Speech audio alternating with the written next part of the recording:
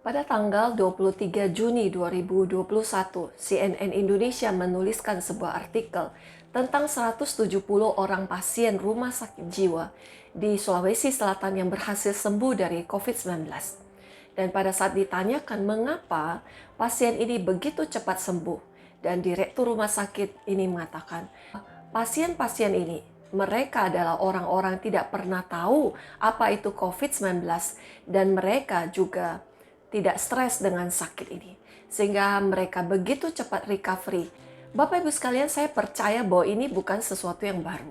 Bahkan banyak dari penyintas-penyintas COVID-19 yang memberikan pesan-pesan bagi orang-orang yang sedang mengalami sakit ini bahwa selain obat-obatan, makanan yang baik, yang bergizi, latihan-latihan pernapasan, bahkan salah satu hal yang sangat penting dalam proses ini yaitu pikiran. Dan hal ini sudah disampaikan jauh hari oleh banyak ahli kepada kita semua. Seorang bernama Dr. Jeff Hoffman mengatakan seperti ini. Tidak diragukan lagi bahwa keadaan pikiran Anda dapat menentukan seberapa cepat Anda dapat kembali dari kemunduran fisik. Sehingga kita menyadari bahwa pikiran adalah salah satu hal yang sangat penting untuk kita menjalani kehidupan kita, bahkan di dalam keadaan pandemi seperti ini. Tetapi bagaimana kita bisa menjaga pikiran kita dalam kondisi yang sangat tidak kondusif seperti ini? Pada saat kita belum mengalami sakit ini, keluarga dekat kita belum mengalami sakit ini, kita akan berkata, saya akan menjaga pikiran saya dengan apa? Dengan tidak terlalu banyak mengkonsumsi berita-berita ataupun artikel-artikel tentang COVID-19 di media sosial. Saya akan menjauhkan diri saya dari berita-berita.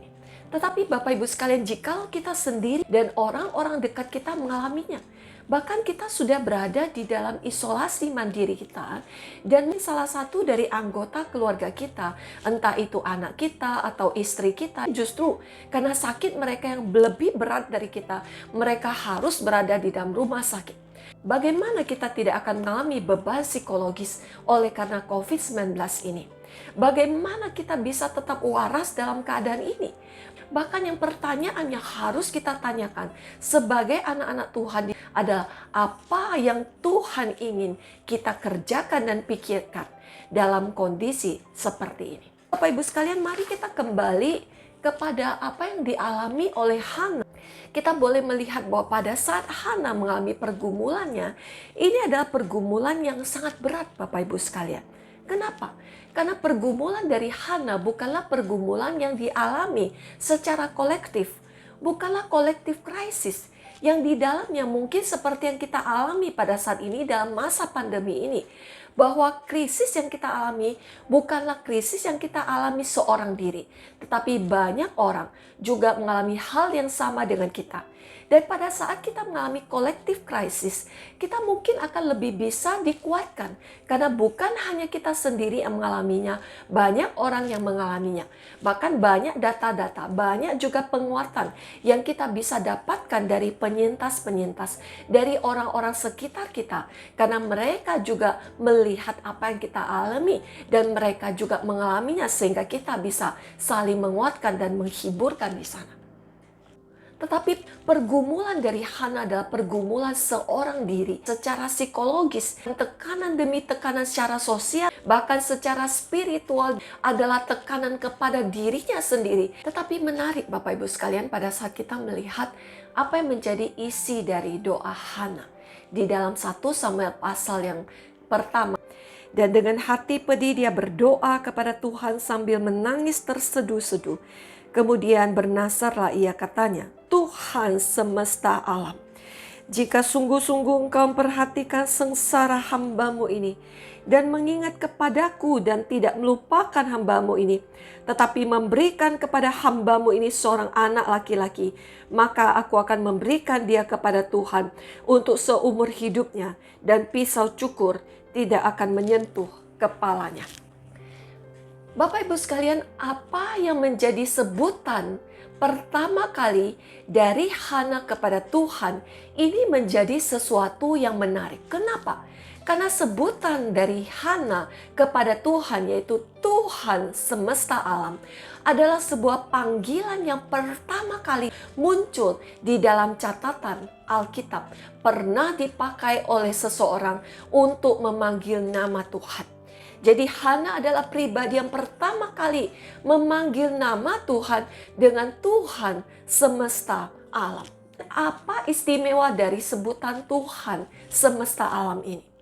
Jika kita perhatikan kata semesta ini, kata ini pernah muncul pertama kali di dalam catatan firman Tuhan, yaitu di dalam kitab Kejadian pasal yang kedua, ayat yang pertama. Pada saat langit dan bumi dan segala isinya itu sudah selesai, diciptakan oleh Tuhan. Pada saat itu sebutan dari semesta ini muncul pertama kali. Ini mengingatkan kepada kita bahwa pada saat bumi ini belum berbentuk dan masih kosong, dan pada saat itu belum ada kehidupan di sana, tetapi kita melihat ada seorang pribadi, ada Roh Allah yang melayang-layang di atas permukaan air. Pada saat segala sesuatu belum ada, masih nihil, masih kosong, kata firman Tuhan, Allah sudah ada. Bahkan dikatakan dia menjadikan dari yang tidak ada menjadi ada. Ini menunjukkan kepada kita bahwa secara tidak langsung Hana sedang ingin mengatakan Allah bisa mengerjakan dari yang tidak ada menjadi ada.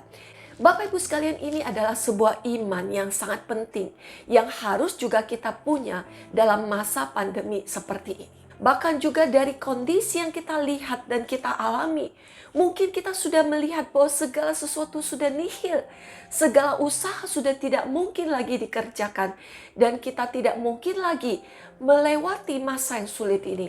Tetapi kita tidak boleh mengandalkan kekuatan diri kita, sehingga pengharapan yang kita ada ini mungkin sudah nihil. Tapi mari kita taruhkan pengharapan kita kepada pribadi Allah yang sanggup mengerjakan apa yang tidak ada menjadi ada.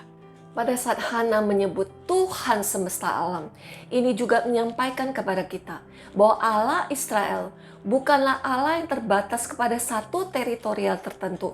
Orang-orang timur dekat sangat mempercayai bahwa Tuhan Allah mereka, sembahan mereka, dewa-dewa mereka memiliki teritorial tertentu, dan setiap dari mereka memiliki keterbatasan mereka. Jikalau dia adalah Allah dari kesuburan, maka dia hanya mengurus masalah kesuburan. Jikalau dia adalah Tuhan atas sungai, dia hanya akan mengurus satu bagian sungai tertentu. Sehingga teman-teman sekalian, pada saat kita melihat bagian yang disebut oleh Hana dalam doanya Tuhan semesta alam, ini menunjukkan kepada kita bahwa Tuhan Allah yang kita percaya bukan hanya Tuhan yang terbatas, tetapi segala sesuatu yang ada di tengah dunia ini, bahkan juga di surga dengan segala kuasanya, harus tunduk di dalam komandonya Allah. Ini memberikan satu penghiburan bagi kita bahwa Allah yang kita percaya adalah Allah yang maha kuasa. Tidak ada sesuatu pun yang terjadi di luar komandonya. Sehingga kita boleh tenang di dalam Allah yang demikian, bahwa tidak ada sesuatu pun yang mengejutkan bagi Allah yang terjadi di tengah dunia ini. Dan kita boleh melihat Allah berkuasa untuk melakukan segala sesuatu di dalam perintahnya. Amsal pasal keempat ayat 23 mengatakan kepada kita, jagalah hatimu dengan segala kewaspadaan, karena dari sanalah terpancar kehidupan. Biarkanlah kita boleh menjaga hati kita, Bapak Ibu sekalian, dalam kondisi pandemi yang sangat tidak menentu ini. Dan di dalam berita demi berita yang kita dengar setiap hari tentang kondisi entah keluarga kita, entah sanak famili kita, entah teman-teman kita yang satu persatu mengalami masalah demi masalah karena COVID ini. Entah karena penyakit, entah juga karena kesulitan hidup. Dan banyak lagi masalah keluarga yang timbul di dalam kondisi pandemi ini. ini, mari kita jaga hati kita, Bapak Ibu sekalian. Hati bagi orang Yahudi adalah sumber dari segala perasaan, sumber dari segala pikiran. Sehingga mari kita jaga pikiran kita dengan pikiran-pikiran yang benar, dengan pikiran yang sesuai dengan kehendak hati Allah, dengan pikiran yang kita taruhkan seperti yang Hana kerjakan, yaitu menaruhkan pikirannya di dalam pribadi Allah.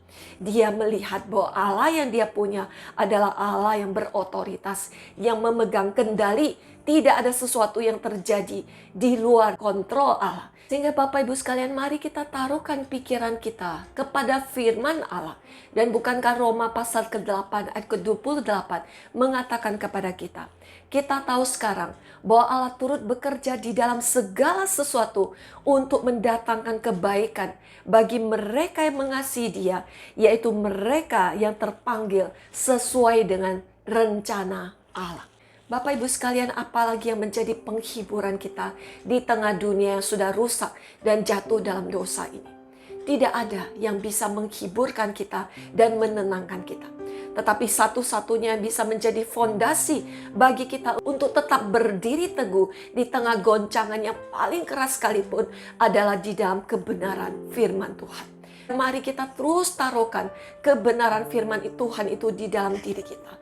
Sehingga kita boleh terus hidup, memiliki pengharapan dan kekuatan untuk melihat hari ke depan kita. Bahwa segala sesuatu bisa kita tanggung di dalam Allah yang akan memberi kekuatan kepada kita. Ibu sekalian, mari kita tidak bermain-main lagi dengan situasi yang ada, tetapi mari kita mulai membuka Alkitab kita. Mari kita mulai menaruhkan firman Tuhan di dalam diri kita, karena dari sanalah kekuatan kita, dan dari sanalah Allah sedang bekerja untuk memberikan topangannya bagi kita. Maukah kita datang kepadanya? Tuhan memberkati Bapak Ibu sekalian.